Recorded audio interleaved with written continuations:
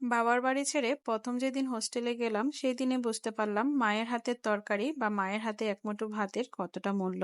প্রথম দিন তো হোস্টেলে যাওয়ার পর একটু অন্যরকমই লাগছিল।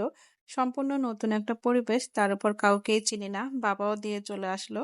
তো যাই হোক, রুমে যাওয়ার পর যেটা হলো যে কয়েকজন বান্ধবীর সাথে পরিচয়, সবাই সবার নিজের বাবা মা নিজের আপনজনকে ছেড়ে চলে আসছে। কেউ হয়তো বা 2-1 দিন আগেই আসছিল, এজন্য তার কাছে হোস্টেলটা একটু অন্যরকম লাগতেছিল।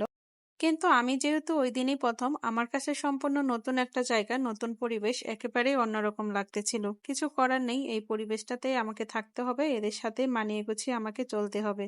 তবে সেখানে যাওয়ার পর যে জিনিসটা সবচেয়ে বেশি আমি অনুভব করতেছিলাম সেটা হলো মায়ের হাতের রান্না। বা মা যখন অনেক সময় রান্না করে দিত, সেটা ভালো না হলে মার সাথে একটু রাগ করত। কিন্তু এখন হোস্টেলে যাওয়ার পর বুঝতে পারতেছিলাম যে রান্নাটা খারাপ ছিল সেটাও এই হোস্টেলের রান্না থেকেও অনেক গুণ বেশি ভালো লাগতো। আর হোস্টেলের যে রান্নাটা করা হয় সেটা আসলে দেখলেই প্রতিটা বেলা চোখ দিয়ে জল পড়তো, যে আমি এই কষ্টটা কেন করতেছি বা এই কষ্ট করে খাবারটা কেন অবাক খাচ্ছি। হোস্টেল জীবনে আমাদের সবচাইতে কমন একটা খাবার ছিল ডিম, যেটা খুব সহজেই আপনি ভাজি বা ভুনা করে খেতে পারতেন। তবে সেখানে দেখা যেত যে রান্না করার তেমন কোনো ব্যবস্থা ছিল না। আপনাকে হয় স্টোভে রুমে চুরি করে রান্না করা লাগতো, না হলে রান্নাঘরে সেই বড় বড় চুলার ভেতর যে কয়লাটা থাকতো সেখানে হাত পুড়িয়ে রান্না করা লাগতো।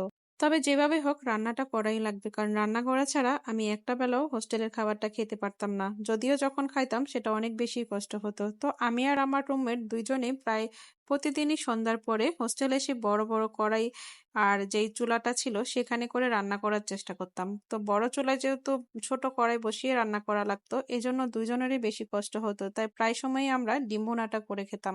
তো আজকে অনেকদিন পরে 3টা ডিম ভুনা করতে এসে সেই হোস্টেল লাইফে বান্ধবীর কথা অনেক বেশি মনে পড়ে গেল, এবং তার হাতে এই ডিম ভুনার কথাটাও অনেক বেশি মনে পড়লো। তো ভাবলাম তার মতো করেই ডিম ভুনাটা করি, আপনাদের সাথেও একটু শেয়ার করি, যাতে করে যারা আমার মতো হোস্টেল জীবনে থেকেছেন বা এখনো যারা আছেন তাদের একটু হলেও ভালো লাগে। তো যাই হোক, ডিমটাকে প্রথমে আমি সবকিছু দিয়ে মেখে ভালো করে ভেজে টেজে নিয়ে, তারপর এখানে একটু পেঁয়াজ ভেজে নিয়ে এক এক করে সব মশলা দিয়ে, তারপর সামান্য একটু জল দিয়ে ভুনা করে নিলাম। যখন এটা হয়ে যাবে তারপর এটাকে নামিয়ে নিব। নামানোর আগে উপর থেকে একটু ধনিয়া পাতা কুচি দিয়ে তারপরে নামিয়ে নিচ্ছি। তো এটা দিয়ে আমাদের দুপুরের খাবারটা যেমন হোস্টেলেও হতো, আজকে বাসায়ও ভাবলাম এই ডিম ভুনাটা দিয়ে বাসার খাবারটা খেয়ে নিব। কারণ অল্প সময়ে অল্প কিছু উপকরণ দিয়ে এভাবে ডিম ভুনা করে খেলে সেই হোস্টেল লাইফের কথা তো অনেক বেশি মনে করে, সেই সাথে সেই কষ্টের দিনগুলোর কথাও অনেক বেশি মনে পড়ে। আসলে যারা একবার হোস্টেল জীবনে থাকছে তাদের জীবনটা আসলে একটু অন্যরকম, কারণ বাবা মার থেকে হোস্টেল জীবনে থাকাটাও একটু অন্যরকম অনুভূতি, আবার অন্যরকম কষ্টের, আবার যেমন ঠিক ভালো লাগারও।